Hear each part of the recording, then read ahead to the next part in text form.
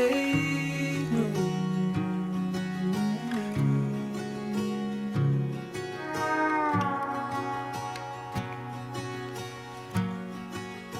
I might escape soon.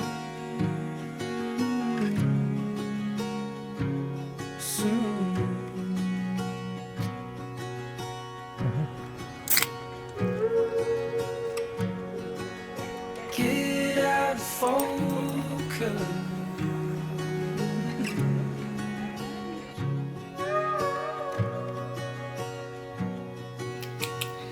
I look so glossy. I'm kind of here for it. Hey guys, and welcome to this week's weekly vlog. I wanted to kind of talk about the things that have been going over the past couple weeks. That the sun has been out, so Seattle is awakened and alive and doing a whole bunch of really fun stuff. I've done 2 hikes. I did Heather Lake, which is one of the most popular hikes. It's about an hour outside of the city, so it gets really popular. It's also right next to Lake 22, which we went on a Saturday morning, and I was like, we have to leave early if we want to find any sort of parking space or share the trail with 80 million people. The goal was to do Lake 22 first, but it was so packed with cars that I looked down on the map, and if I were to park on the side of the highway, it would add an additional mile each way just to get to the trailhead. And I was like, I wasn't really like, you know, I don't want to add an extra 2 miles, but I also don't want to share the trail with this many people. Like, it'll just take forever to let people go and pass, and it just won't be like a really fun experience. So we checked out the neighboring Heather Lake, which thankfully had some spots, but was still quite packed. Went up, saw the lake, very gorgeous, walked in the water, which was quite cold because it's all just snow melt off in this alpine lake. And then another hike that I've been wanting to do forever was the Haybrook Lookout. There are 2 or 3 hikes called Haybrook in this area. A couple years ago, my friend Brittany and I, we did a different lookout that wasn't the tower. It was just kind of like where this mountain vista opens up and you get to see a lot of the mountains in the region. But this is an actual like built wooden tower that you get to climb up, like a fire lookout. The hike is pretty short. I believe it's 2.5 miles round trip, but it is a bit steep. Definitely not as steep as Heather Lake was, but once you got up to the tower, it was so amazing. The day that we went, it was quite cloudy, which kind of gave it this really beautiful, like moody PNW vibe, that kind of rainforest calmness. I would love to do this hike again in the like a clear day, but the cloud conditions that we got that day were also just really beautiful to gaze upon. I also went to 2 concerts. I went to the Say Anything concert at the Showbox in Sodo.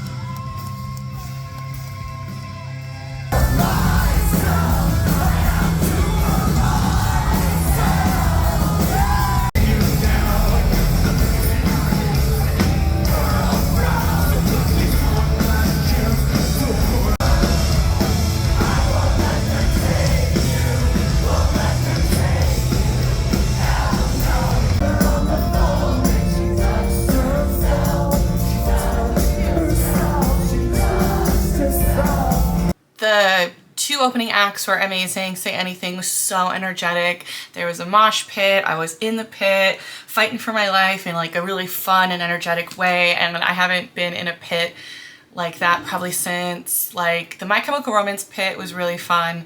Yeah, I definitely got to be in the mood for a pit, and I thought I was wearing the right shoes because I was wearing sneakers, but they're kind of like slip off. So I definitely lost my shoe a time or 2. But yeah, what a really fun and energetic concert. And then a very different side, I went finally to the Crocodile, which is like a Seattle legend in terms of the like live music community. you know, they've been around forever. I think they had people like Pearl Jam and Nirvana playing there. But yeah, they had a giant crocodile above, and this is their newer place. They're still in Belltown, but I believe they changed venues in like 2022. So this is their newer place. I think it's a bit bigger. But yeah, a really fun crowd. This was a little more, I went and saw Hollow Coves, which has that one popular song on TikTok, but they are very like calm, indie, folk, you know, a couple guys with some guitars. I'm leaving home for the coastline, someplace under the sun. Gain so much just by it. If you go in the fire, come out alive before anyone will find.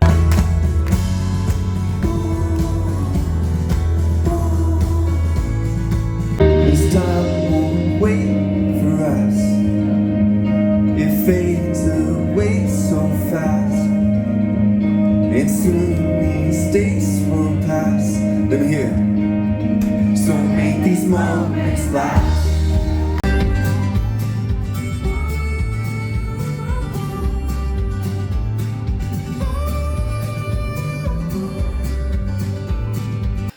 Singing about dreams and nature and love, and so very different crowds in terms of like moshing, and then the other crowd just being like, you know, so peaceful or whatnot.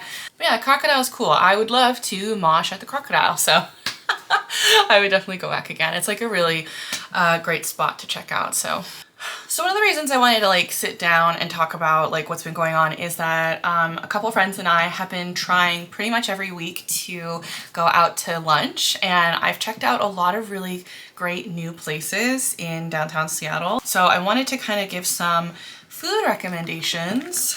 So the first one is FOB Sushi, which is like a sushi buffet, pick and fill up your own tray, and then you pay via weight. And I actually found it priced really reasonably. I'll put in a picture. My plate I think was around 10 or 12, and my friend got the bigger plate because she was much more hungry that day, and hers was 16. And a lot of this, there was a lot of options, and I really loved everything on my plate, but the problem was is I couldn't remember what anything was. I just remember loving all of it. So that was really refreshing and kind of fun to try all these different pieces of sushi. I heard that there's another, or maybe their first restaurant was in Capitol Hill, and that was just poke. I don't know much about that. I just know about this sushi bar that, yeah, it's kind of like fill your plate, pay for the plate type of situation. It does get pretty busy. We have been meeting up around 11:30 to try and beat the lunch rush, which has been so clutch because, yeah, we got there at 11:30. I picked up my stuff, we're eating, chatting, and then, yeah, like 11:50 to noon, the line was like down the street. So that one I heard you have to get to early because that one has like a really big lunch rush, but I really enjoyed that. I would definitely go back to that one again. Before I went to the crocodile, which I guess would make it dinner, but we talked about going here for lunch. Maybe it's a little big for lunch or whatnot. We went to the Kadai Mikan.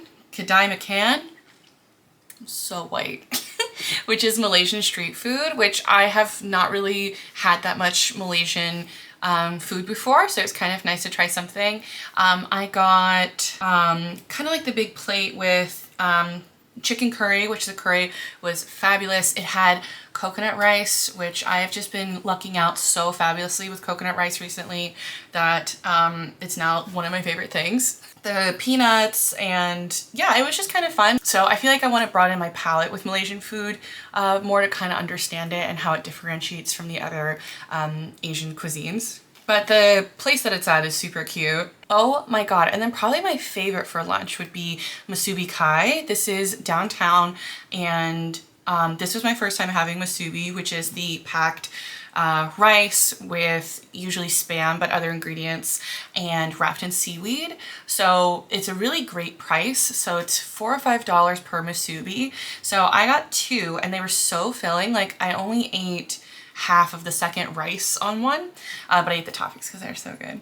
So numerous Spam plus X ingredients. So I got Spam and avocado. Then the next one I got, which was fabulous, was daikon and eel. So good. I also got a seaweed salad that was quite lovely. They had so many different like fun, I believe Japanese snacks or different Asian snacks. So there was like a lot of options. But next time I go, I want to get the shrimp katsu musubi. That sounds really fun. I've been to the market like a bunch, but I haven't really eaten a lot of the food there. Like I haven't gone there for lunch. So the one time we went, I got Mexican food there. I got the 3 tacos from Maiz. Excellent.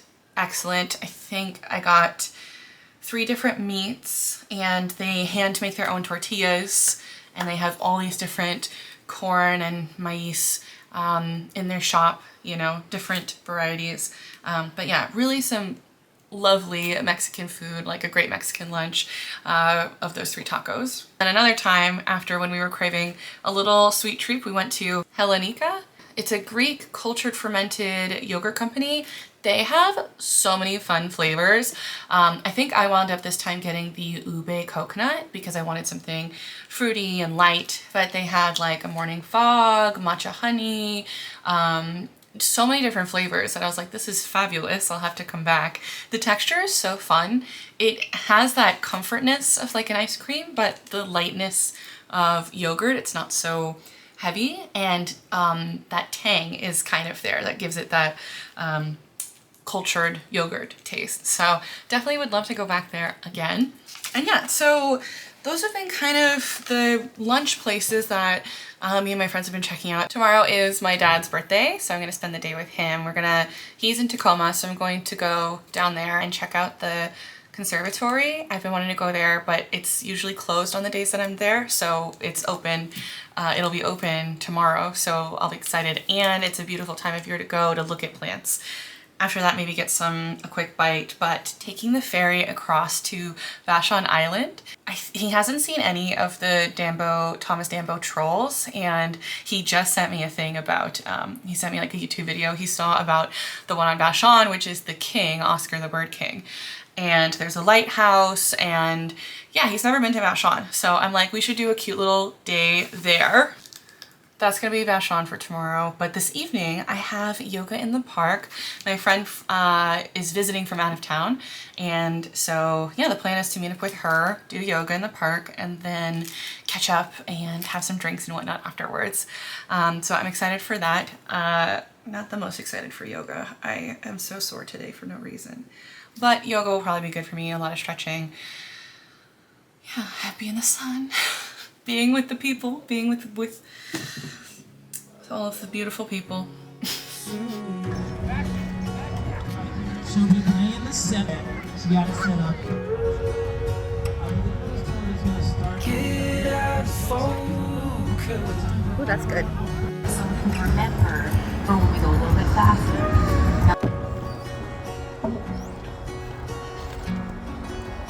Baby, you know it's all wrong. So elated, so forlorn.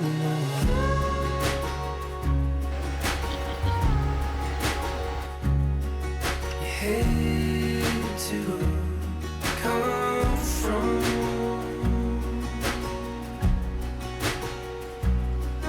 To find further on, further on.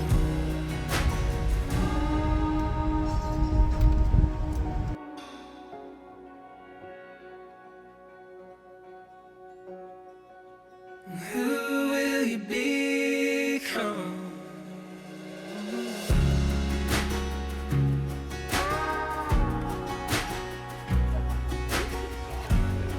Somebody to run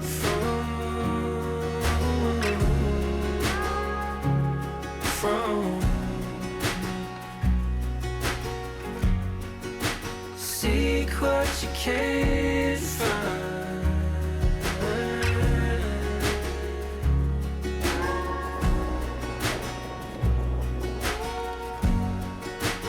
More than your tempest could ignore. But at least you still be on.